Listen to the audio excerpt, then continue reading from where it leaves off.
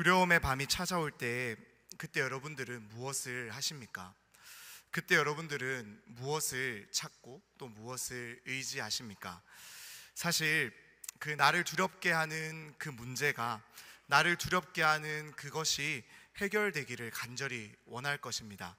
그래서 그 문제, 나를 두렵게 하는 그 대상이 속히 해결되고 사라지기를 우리는 너무나도 원할 것이다 라는 거예요. 제가 어렸을 때 저희 부모님은요, 이 치킨 장사를 하셨습니다. 치킨집을 해서, 제가 지금도 치킨을 제일 좋아하고 좀 TMI이긴 하지만 어제도 시켜 먹었는데, 네, 여튼 이제 저희 부모님이 이제 치킨 장사를 하셨어요. 그런데 제가 어렸을 때 살던 집은 그 가게에 딸린 이제 방에서 저희가 이제 생활을 했었습니다. 근데 이제 문제가 무엇이냐면요, 화장실이 방에서 연결되어 있는 구조가 아니라 밖으로 나가서 가야 했었던 구조였습니다. 그러니까 화장실을 가기 위해서는 방문을 열고 밖으로 나가서 이제 가야 했다라는 겁니다. 그런데 저는 그래서 이 밤마다 있잖아요, 밤마다 화장실 가는 것이 그렇게 두려웠습니다. 그렇게 무서웠어요. 왜냐하면 화장실로 가는 그 어두운 통로에는요, 불이 있었지만, 전등이 있었지만 늘 잘 들어오지 않았고 어두웠고, 그리고 그 통로에는 늘 이 도둑고양이들이 왔다 갔다 했었거든요. 그래서 밤에 이제 딱 나가면요, 맨날 부다닥다닥 소리가 나고, 고양이들이 왔다 갔다 하고 사람 나오는 소리 때문에 도망가는 그러한 소리가 났었습니다. 어렸던 제 마음에는요, 그게 참 무서웠던 것 같아요. 그래서 잠에서 깨어서 화장실을 가고 싶어도 잘 가지 못할 때도 많았고, 아니면 괜시리 부모님을 깨워서 함께 갔었던 기억이 납니다. 근데 생각해보면 뭐 고양이가 무서웠던 게 아니었겠죠. 그 어둠이 참 무서웠던 것 같습니다. 아무것도 보이지 않고 또 그 가운데서 무엇이 튀어나올지 모르니까 그게 저를 참 두렵게 했던 것 같아요. 우리 무엇이 보이고 내가 가는 길에서 내가 준비할 수 있다면, 내가 좀 마주할 수 있고 내가 좀 대비할 수 있다면 좀 덜 두려웠을 텐데, 덜 무서웠을 텐데, 이 보이지 않으니까 그게 참 그렇게 어릴 때는 무서웠던 것 같습니다. 이처럼 우리의 삶의 시간 가운데에서도요, 내가 원하지 않는 때에 내가 원하지 않는 그런 어두운 밤이 찾아올 때가 있습니다. 마주하고 싶지 않은 현실을 마주해야 할 때가 있고요, 이 막막해 보이는 상황 가운데서 어떠한 결정을 내려야 할 때도 있고요, 무엇보다 내 옆에 아무도 나를 지지하고 응원해 주는 사람이 없는 것만 같은 그런 깊은 고독과 외로움에 찾아올 때가 있다라는 겁니다. 그러한 두려움의 밤에 여러분들은 무엇을 하고 또 여러분들은 무엇을 의지하기를 원하십니까? 그 어떠한 것보다 함께 이 두려움을 좀 나눌 사람을 원하지 않겠습니까? 내가 이 문제를 해결할 수 없다라고 할지라도 나의 두려움을 솔직하게 털어놓고 함께 이야기할 수 있는 사람이 있다면 그래도 조금은 나을 것 같다라는 생각이 듭니다. 그래서 요즘 사람들이 그렇게 이 챗GPT한테 또는 AI한테 자기의 속마음을 많이 털어놓는다라고 해요. 왜냐하면 즉각적으로 나의 고민에 응답해 주고요, 또 그에게 나아갈 때 또 즉각적으로 응답해 줌과 동시에 너무 내게 필요한 대답을 해주고, 또 AI인데 공감도 해주고, 또 그 사람에게 AI에게 내가 속일 필요도 없고 무엇인가를 꾸밀 필요도 없고 있는 그대로 나아갈 수 있으니까 우리는 어쩌면 간편하게 그러한 내 문제를 해결할 수 있는 방법으로 내 생각을 털어놓을 수 있는 대상으로 AI를 찾기 시작했다라는 겁니다. 하지만 아무리 AI가요, 빅데이터를 기반으로 해서 우리에게 너무나도 좋은 대답을 주고 너무나도 현명한 길을 알려준다라고 해도 그 AI가 우리의 문제를 정말로 해결해 주지는 못한다라는 사실입니다. 아무리 나를 공감해 준다라고 해도요, 즉각적으로 응답해 준다라고 해도 사실 그 AI는 나의 깊은 내 마음까지 공감해 주지 못하고 알아주지 못한다라는 거예요. 사랑하는 여러분, 그렇다면 무엇이, 그리고 누가 두려움의 밤이 나를 찾아왔을 때 그러한 나를 진정으로 위로하고 그러한 나를 두렵게 만드는 문제를 해결해 줄 수 있으실까요? 어린 시절에 제가 어두움이 무서워서 화장실을 가지 못할 때 저의 부모님이 저와 함께 가거나 방문을 열고 그 제가 가는 길을 지켜봐 주셨던 것처럼 우리와 함께 하시며 우리의 길 가운데 함께 동행하시며 우리의 그 두려운 밤 가운데 찾아와 주시는 분이 있다라는 사실을 여러분들이 반드시 기억하고 돌아가는 오늘 이 시간 될 수 있기를 간절히 소망합니다. 오늘 이 시간 야곱에게도요, 그 두려움의 밤이 찾아왔어요. 야곱에게도 그 두려움의 밤이 찾아왔을 때 그 야곱이 마주한 그 두려움을 우리를 너무나도 사랑하시는 하나님이 함께 마주해 주셨던 것처럼 우리의 삶 가운데 찾아오는 그 두려움의 밤 가운데서도 우리를 너무나도 사랑하시는 그 하나님께서 우리와 함께 우리의 그 두려움을 마주해 주실 줄로 믿습니다. 오늘 이 시간 그 야곱의 이야기를 함께 좀 살펴보는 시간 되기를 원합니다. 지금 오늘 본문에서 야곱은요, 이 야복강에 혼자 서 있습니다. 자기의 가족들, 자기의 종들은요 다 이 강을 건넜는데 야곱은 홀로 건너지 못하고 그곳에 서 있는 상황입니다. 그리고 지금 그곳에서 야곱은요 자신을 찾아온, 자신이 두려움을 마주하고 있습니다.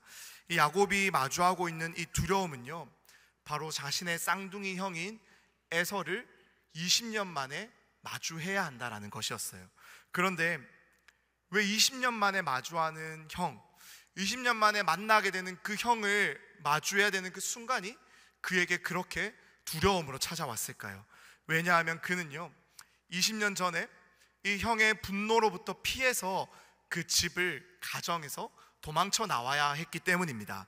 그런데 이제 20년 만에 자신을 도망쳐 나왔던 그 형 앞으로 나아가서 그 형을 마주해야 하는 상황이 닥쳐왔습니다. 더 이상 피할 수도 없고요, 더 이상 도망칠 수 있는 곳도 그에게 없었습니다. 그렇기 때문에 야곱은 자기의 종들이 다 건너갔고 자기의 가족들은 그 야복강을 다 건너갔지만 홀로 건너가지 못하고 그곳에서 두려워하고 있다는 겁니다. 20년 전에 있었던 이 형제 간의 일은요 성경에서 너무나도 유명한 일화입니다. 이 어머니의 뱃속에서부터 이 쌍둥이 형제는요 치고받았습니다. 그래서 뱃속에서부터 서로를 치고받는 형제 때문에 어머니인 리브가는 너무나도 고통스러워했어요. 그리고 이 쌍둥이가요 태어날 때의 모습도 가관이었습니다. 한 명이 태어나는데 한 명의 발꿈치를 잡고 또 다른 한 명이 내가 먼저 나오고 싶은 것처럼 그렇게 앞서거니 뒤서거니 하면서 엄마 뱃속에서 이들이 출산하고 나왔다라는 거예요. 즉 누가 먼저 나올지를 그것까지 두고 이들이 끝까지 엄마 뱃속에서 싸우고 있었다라는 겁니다. 그렇다면 야곱과 그의 형 에서가 엄마 뱃속에서부터 끊임없이 다툰 이유가 도대체 무엇일까요? 그 핏덩어리 같은, 우리가 봤을 때 아무것도 모르는 것만 같은 그 아이들이 도대체 무엇을 위해 그렇게 다투고 있었겠습니까? 성경은요 우리에게 이렇게 들려주고 있습니다. 창세기 25장 23절의 말씀이에요. 여호와께서 그에게 이르시되 두 국민이 내 태중에 있구나. 두 민족이 내 복중에서부터 나누이리라. 이 족속이 저 족속보다 강하겠고 큰 자가 어린 자를 섬기리라 하셨더라. 하나님은 뱃속에서부터 끊임없이 다투고 있는 이 아이들을 향해서 그 아이들 때문에 힘들어하고 있던 어머니인 리브가에게 그 이유를 이렇게 들려주고 있습니다. 그 형제가, 이미 뱃속에서부터 나뉜 그 두 형제가 서로에게 주도권을 잡기 위해, 서로가 더 우위에 서기 위해서 싸우고 있기 때문에 힘들다라는 것을요, 아직 태어나지도 않고 엄마 뱃속에서부터 그들은요 앞서거니 뒤서거니 내가 더 위에 서고자 주도권을 잡고자 싸우고 있었다라는 겁니다. 그런데 제가요 아이를 이제 둘을 낳고 키우다 보니까 이게 조금씩 이해가 되기 시작하는 거예요. 사실 저희 첫째가 이제 4살이고 둘째는 이제 8개월 정도가 됐는데, 둘째가 남자아이거든요. 이제 남자아이인데 사실 남자아이들은 조금 늦게 일어나고 늦게 걷습니다. 여자아이들보다 좀 발육이 늦어서 보통은 돌이 좀 지나야 걷는다라고 하는데, 얘가 한 6개월 때쯤부터 뒤집기 시작하더니 기기 시작하고 6개월 때 기자마자 잡고 일어서는 거예요. 왜 잡고 일어설까? 벌써 일어서면 안 되는데 막 고민을 했는데 누나가 집에서 가만히 있질 않거든요. 막 뛰어다니고 자기 장난감이라고 다 뺏어가고 내 거야 하고 있으니까 얘가요 그 누나를 보면서 따라가고 싶은 거예요. 그 누나를 보면서 자기도 빨리 일어나서 잡고 일어나서 쫓아가고 싶은 거면, 그게 아니면 벌써부터 그렇게 일어날 필요가 없거든요. 지금 누워있을 때가 세상에서 제일 좋을 때가 아닙니까? 누워있으면 되는데 일어선다라는 거예요. 그래서 그걸 보면서 제가 느끼는 거예요. 아이들의 마음 가운데, 저 어린 아이들의 마음 가운데서도 벌써부터 그러한 마음들이, 경쟁 심리가 본능적으로 자리하고 있구나. 그런데 그 무엇보다 우리의 마음 가운데 태어날 때부터 우리의 마음속 가장 깊은 곳에 내재되어 있는 본성이 무엇입니까? 우리는 죄성을 가지고 태어나잖아요. 우리는 날 때부터 이미 엄마의 뱃속에서부터 우리 안에 그 뿌리 깊이 박혀있는 그 죄성을 타고 가지고 태어난다라는 겁니다. 그래서 엄마 뱃속에서 아무리 바로 튀어나와 아무것도 할 수 없어 보이는 그 갓난 아이라 할지라도요, 자기밖에 모르는 내 중심적인, 그러한 이기적인 중심적인 그 죄성을 가지고 이 아이들이 태어난다라는 겁니다. 이미 그들에게도 그 마음이 존재한다라는 거예요. 사실 그렇기 때문에 이 뱃속에서부터의 싸움, 이 두 형제의 싸움은요, 더 내가 우위에 서고자 하는 이 싸움은 너무나도 지극히 본성적이고 본능적이고 당연하다라는 겁니다. 그런데 야곱이요, 엄마 뱃속에서 어떻게 태어나는 겁니까? 형인 에서에게 나올 때부터 지고 나오는 거예요. 내가 먼저 나오고 싶었는데, 내가 빨리 나오고 싶었는데 이미 날 때부터 지고 나오는 겁니다. 그런데 나오고 나서 자라고 나니까 이 몇 초, 몇 분 차이로 내가 늦게 태어난 이것이요, 너무나도 억울한 상황이 펼쳐지기 시작하는 거예요. 이스라엘에서는요, 첫째, 이 장자로 태어난다라는 것, 집에서 첫 번째 아이로 태어난다라는 것에는 세 가지 차원의 큰 특권을 누리게 하였습니다. 먼저는 이 물질에서의 특권이에요. 이스라엘 사회에서 장자는 다른 형제들보다 유산을 2배를 더 받을 수 있었습니다. 다른 형제들보다 2몫을 더 받을 수 있었다라는 거예요.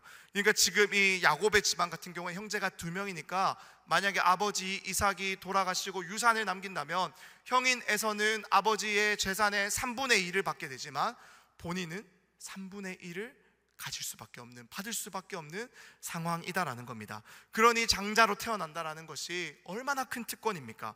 그런데 그것이 끝이 아니라요, 첫째로 태어난다라는 것, 장남으로 태어난다라는 것은 집안의 대를 잇고 또 아버지가 부재할 시에 가장으로서의 역할을 대행하게 했으며, 점차 이 장남은 가장이 되어 가족을 이끌어갈 그러한 영적인 지도자로, 가족의 지도자로 자라가게 되었다라는 겁니다. 지금과 달리 이 가정 중심의 사회를 이루고 있었던 이 이스라엘 백성들의 그 당시의 가장의 지위를 생각해 보면요, 우리가 생각하는 그 가부장제에서의 가장의 권위보다 훨씬 더 막강한 권위를 이들이 가지고 있었다라는 것을 알 수가 있습니다. 그러니 사회적으로도요, 이 이삭의 집안의 첫째인 에서는 많은 사람들에게 주목받으며 자라게 되었을 것이다라는 겁니다. 그리고 이 장남은 사회적 지위뿐만 아니라 영적으로도 가정을 이끄는 영적인 지도자로서 권위와 복을 누리게 되었다라는 거예요. 무엇보다 이 에서와 야곱의 가문은요, 그의 아버지 이삭, 또 이삭의 아버지 아브라함 때부터 하나님이 그 가문에 그들에게 약속하신 약속의 유업이 이어져 내려오고 있었습니다. 이들의 할아버지 아브라함은요, 하나님이 자신에게 주신 이 약속을 이어갈, 대를 이어갈 그 아들을 낳기 위해서 계속해서 기대하며 기다리고 있었는데 쉽게 그 아들이 태어나지가 않는 거예요.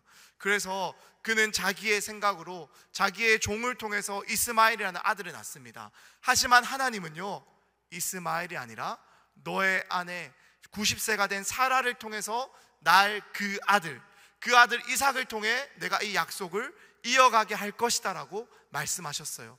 그래서 그 말도 안 되는 그 상황 가운데서 하나님의 그 놀라운 역사 가운데 태어난 이삭이 또다시 결혼을 합니다. 아내인 리브가를 맞이하는데 리브가 또한 마찬가지인 거예요. 또다시 불임이 그들에게 찾아옵니다. 아이를 잉태하지 못하고 낳지 못하는 거예요. 그래서 이 이삭과 리브가가 하나님께 기도하면서 낳게 된 아들이 바로 이 에서와 야곱이었습니다. 그러니 이들의 집안에서 이 약속을 이어받을 아들이 태어난다라는 것이 얼마나 큰 의미를 가지고 있었겠습니까? 그러니 그 아들이 태어났을 때, 그 약속을 이어받을 장남이 태어났을 때 온 집안이, 아니 그 동네 모든 사람들이 그 에서를 주목하는 것이 너무나도 지극히 당연한 상황이었습니다. 그러니요, 야곱이요, 태어나 보니까 얼마나 억울합니까? 고작 몇 초 차이로, 고작 몇 분 차이로 이 에서가 뭔가 특별히 잘난 것도 없고 잘한 것도 없이 그냥 먼저 엄마 뱃속에서 나왔다라는 그 이유만으로 아버지의 재산도 나보다 더 많이 받고 많은 사람들의 축복과 축하를 받으며 인정을 받으며 자라가고 있는 그 모습을 볼 때 그의 안에 얼마나 많은 이 시기와 질투의 마음이 있었고, 그의 마음 가운데 얼마나 이 에서를 향한 미움이 자리했겠냐라는 겁니다. 그래서 야곱은요, 자라가면서 호시탐탐 늘 그 에서의 자리를 빼앗기 위해 기회를 엿보고 있었다라는 겁니다. 그런데 그때 야곱에게 절호의 기회가 찾아옵니다. 야곱이 이제 있는데 에서가 사냥을 하고 들어오는 거예요. 사냥을 하고 들어오는데 이 에서가 배가 너무 고픈 상황이었습니다. 그런데 야곱이 때마침 죽을 끓이고 있었어요. 죽을 끓여놨어요. 그러니 이 형인 에서가 와서 동생에게 네가 끓여놓은 죽 좀 달라고, 내가 너무 배가 고파서 죽을 지경이다. 그러니 죽 좀 다오라고 했을 때 그 아우였던 야곱은요, 이렇게 말하는 거예요. 25장 31절에 보면은요, 야곱이 이르되 형의 장자의 명분을 내게 팔아라. 그러면 내가 죽을 주겠다 라고 이야기하는 거예요. 당연히 에서는요, 배가 고파 죽을 지경인데, 그리고 그 야곱의 말을 너무나도 가볍게 여겨서 이렇게 대답합니다. 내가 죽게 되었으니 이 장자의 명분이 내게 무엇이 유익하리요. 그래서 거래가 성사가 되고 야곱은 죽 한 그릇에 에서의 장자권을 사게 되고, 에서는 그 약속, 그 서로의 거래를 너무나도 쉽게 생각하며 죽을 먹고 그 자리를 떠난다라는 겁니다. 그런데 성경은요, 이 이야기를 이렇게 해석해서 우리에게 들려주고 있어요. 창세기 25장 33절과 34절 두 절의 말씀도 우리가 함께 읽어보기를 원합니다. 33절입니다. 야곱이 이르되 오늘 내게 맹세하라. 에서가 맹세하고 장자의 명분을 야곱에게 판지라. 야곱이 떡과 팥죽을 에서에게 주매 에서가 먹으며 마시고 일어나 갔으니 에서가 장자의 명분을 가볍게 여김이었더라. 성경은 에서가 너무나도 이것을 가볍게 여기고 있었고, 야곱은 언제나 그 기회를 노리고 있었다라고 우리에게 보여주고 있습니다. 그래서 이렇게 그 기회를 틈타서 사게 된 장자권을 꼭 쥐고 있다가요, 야곱이 마침내 그 장자권을 자기의 것으로 만들 기회를 마주하게 됩니다.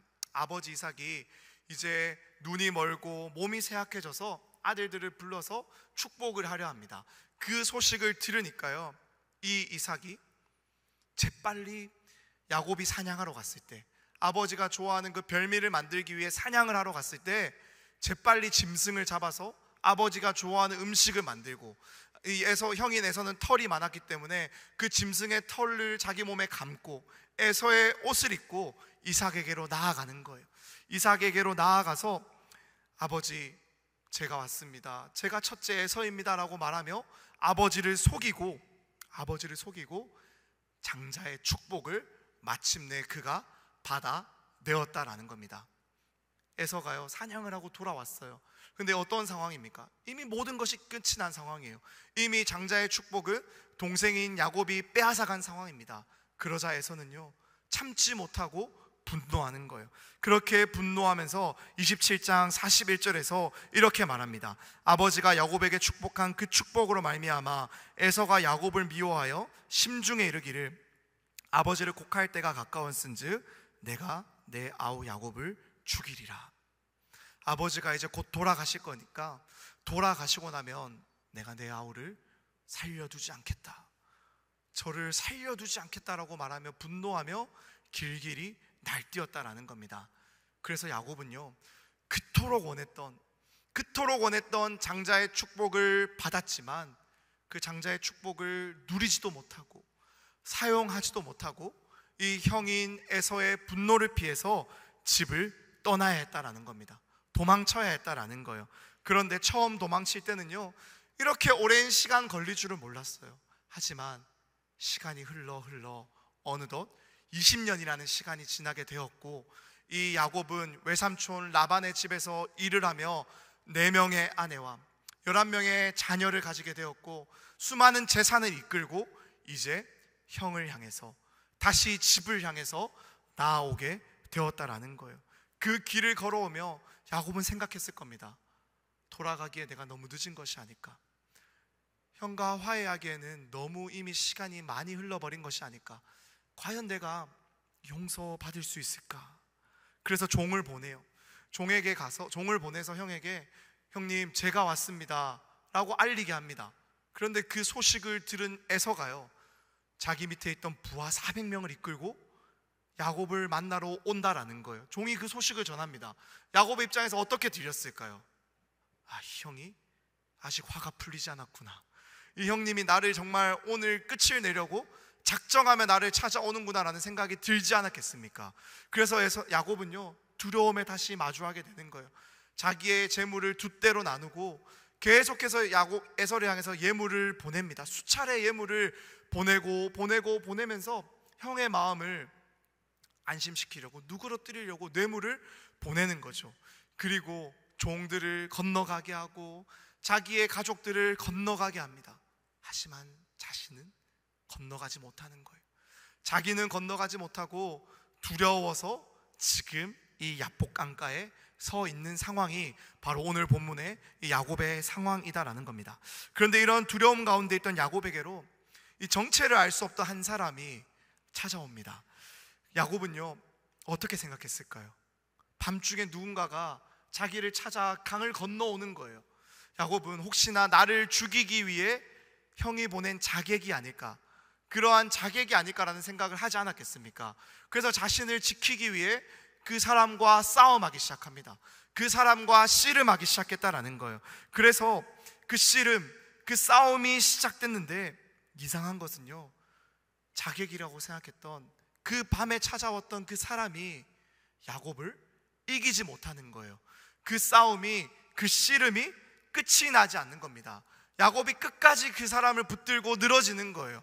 그래서 그 사람이 야곱의 허벅지, 이 널쩍다리뼈를 쳐서 그 뼈를 어긋나게 부러지게 만듭니다.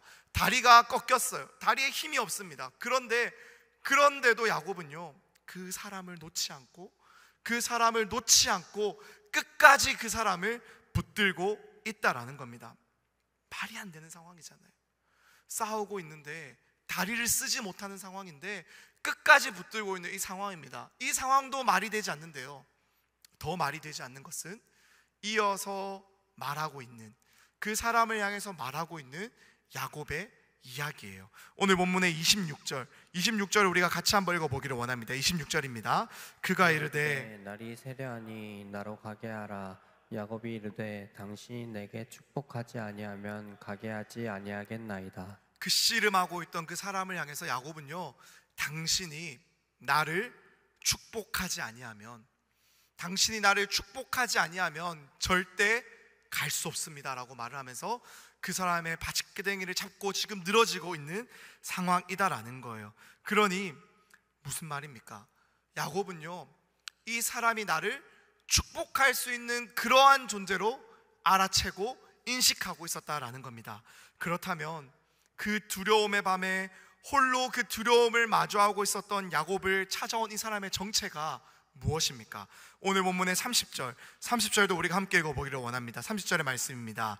그러므로 야곱이 그곳 이름을 브니엘이라 하였으니 그가 이르기를 내가 하나님과 대면하여 보았으나 내 생명이 보존되었다 함이더라. 야곱을 찾아온 그 사람은요, 그 두려움의 밤에 홀로 에서를 마주해야 됐던 그 두려움을 마주하고 참고 견디고 싸우고 있었던 그 야곱을 찾아왔던 그 한 사람은 다른 어떠한 사람이 아니라 바로 하나님이셨습니다. 그렇다면 하나님은 왜 그 밤에 야곱을 찾아오셨고 무엇보다 왜 야곱과 씨름하셨을까요?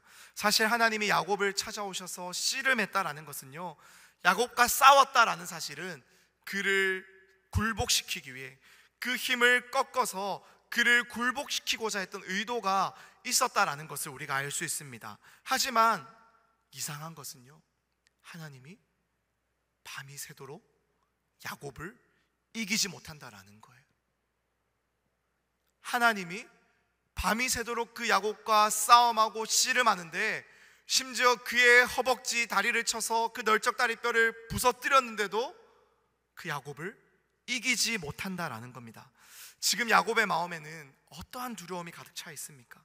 형 에서를 마주해야 한다는 두려움이에요.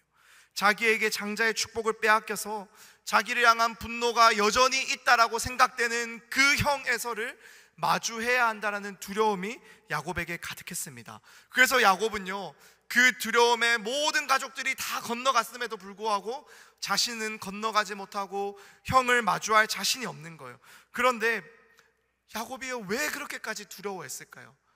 에서를 만나면 자기가 그토록 원했던 장자의 권리가, 장자의 축복이 빼앗기는 것이 두려웠기 때문일까요? 하지만 그러기에는 이미 너무 많은 시간이 흘렀습니다. 20년이라는 시간이 지났어요. 그 20년이라는 시간 동안 자신은 4명의 아내를 갖게 되었고 12명의 아들들을 얻게 되었고 수많은 재산을 거느린 부자가 되었습니다.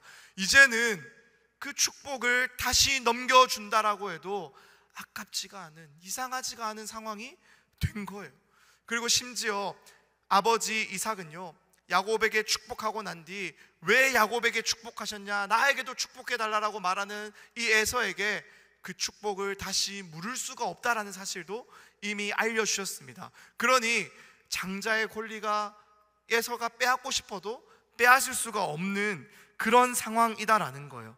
하지만 야곱은요, 지금 에서를 마주해야 되는 그 두려움을 두려워하고 있는, 에서를 마주해야 되는 그 상황을 두려워하고 있는 거예요.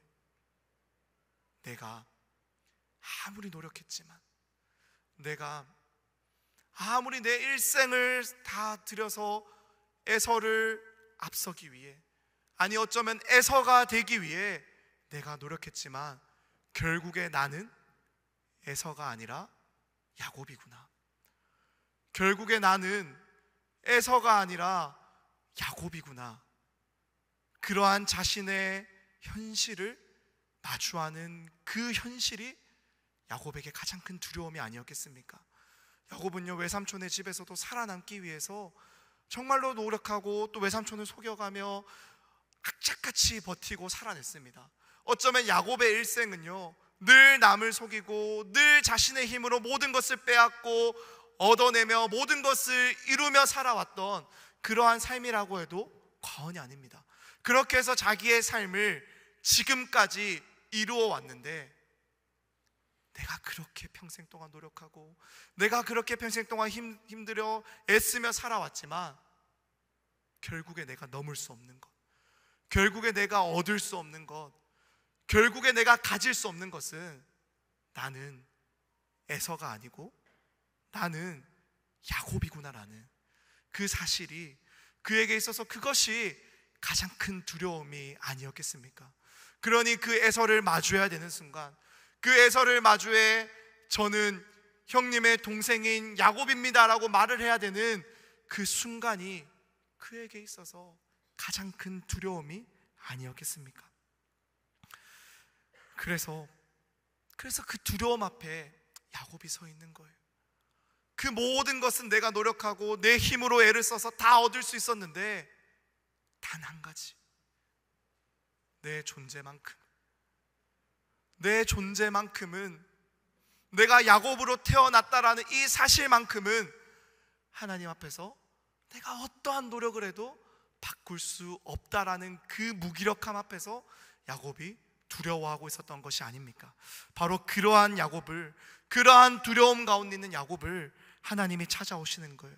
그리고 그 두려움을 붙들고 씨름을 걸어오는 겁니다. 싸움을 걸어왔다라는 거예요. 야곱은요, 그 싸움을 결코 지고 싶지 않았을 거예요. 결코 그 싸움에서 물러서고 싶지 않았을 겁니다. 하나님 축복해 주세요. 하나님 나를 축복해 주세요. 하나님 내가 더 이상 야곱이 아니라 내가 그토록 되고 싶었던 에서가 되게 해주세요. 내가 그 현실을 마주하고 인정하는 것이 아니라 내가 원하는 그러한 모습으로 나를 바꾸어 주세요라고 그 하나님께 붙들며 자기의 일평생의 문제를 가지고 그 밤 씨름하고 싸움했던 것이 아니겠습니까? 바로 그때요, 바로 그때 하나님은요 야곱에게 이렇게 물어오십니다. 27절 말씀이에요. 그 사람이 그에게 이르되 내 이름이 무엇이냐? 그가 이르되 야곱이니이다. 하나님이 야곱에게 이름을 물어보시는 겁니다. 하나님께서 야곱의 이름을 몰라서 물어보셨을까요? 그가 찾아온 이 사람이 누구인지 몰라서 이름을 물어보셨겠습니까? 하나님은 아는 거예요. 하나님은 다 알고 계셨습니다. 하지만 본인이 야곱이라는 사실을, 본인이 야곱이라는 것을 인정하지 못하고 있었던 사람이 누구입니까? 바로 야곱인 거예요. 그래서 하나님은요 그 두려움의 밤에서 그 현실을 마주하기 싫어하고 피하고 싶어하는 그 야곱을 향해서 내 이름이 무엇이냐? 너는 좀 누구냐라고 물어보셨다라는 겁니다.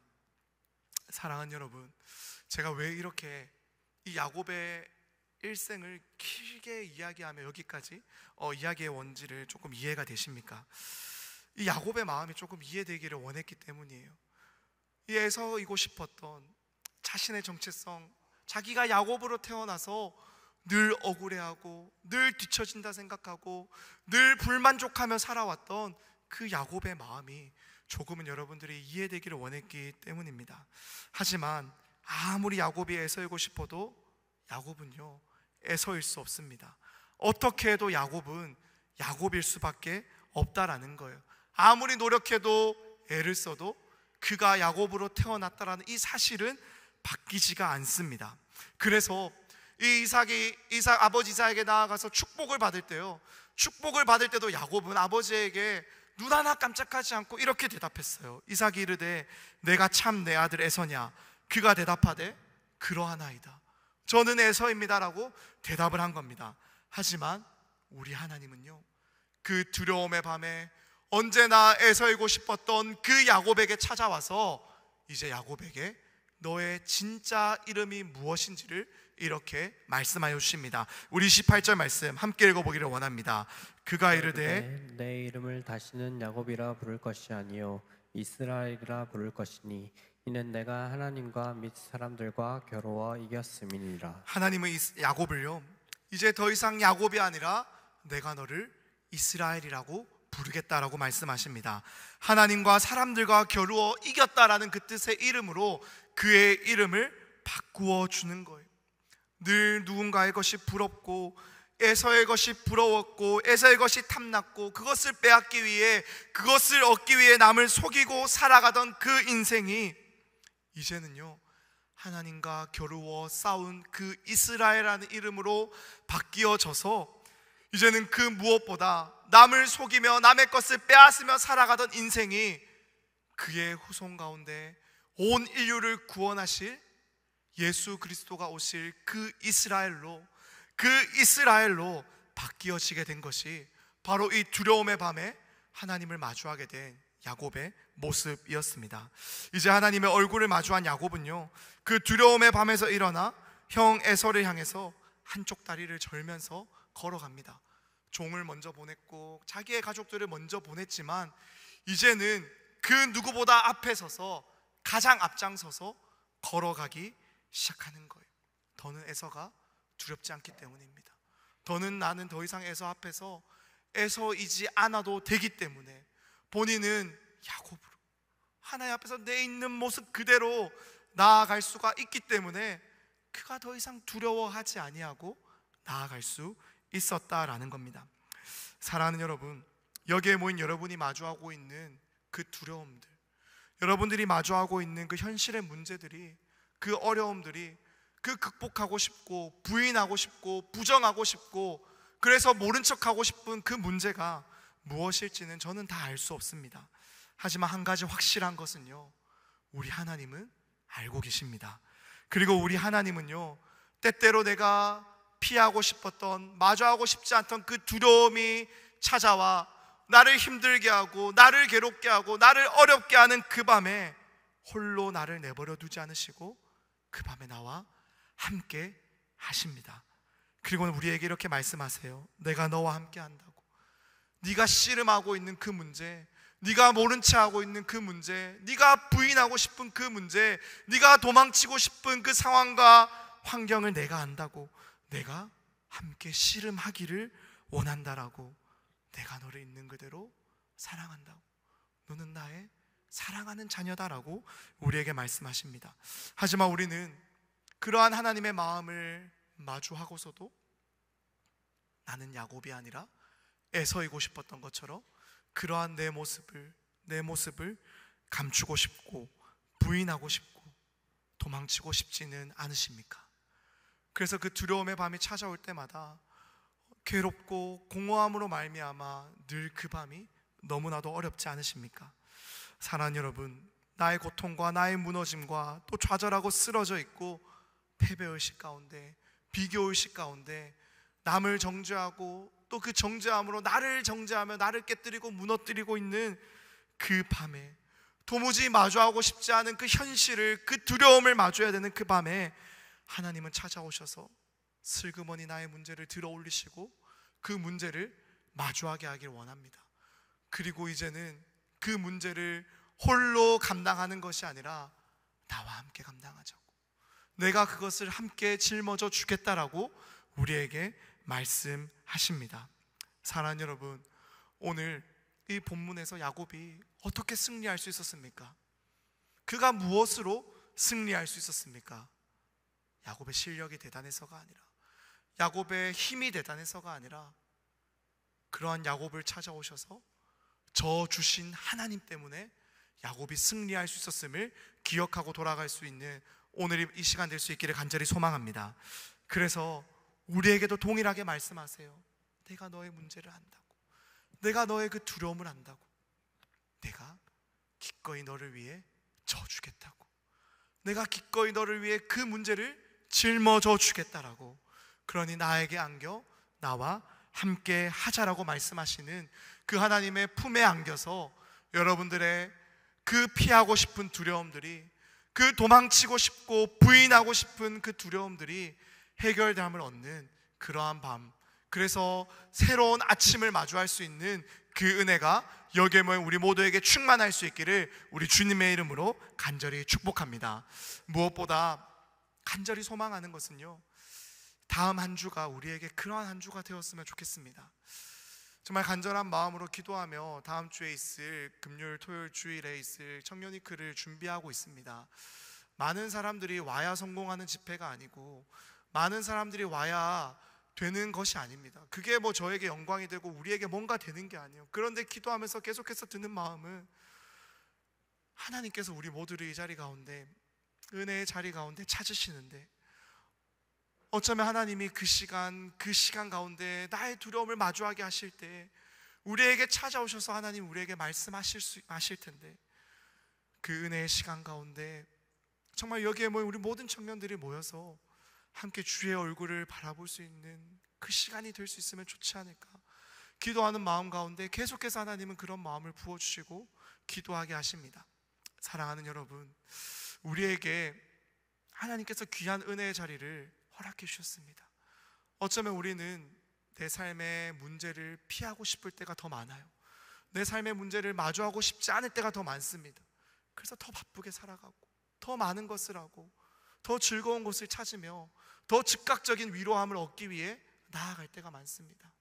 하지만 다음 한 주 하나님이 우리를 부르시는 그 자리 가운데 나아오셔서 그 하나님의 얼굴을 마주할 수 있는 시간이 될 수 있기를 간절히 소망합니다.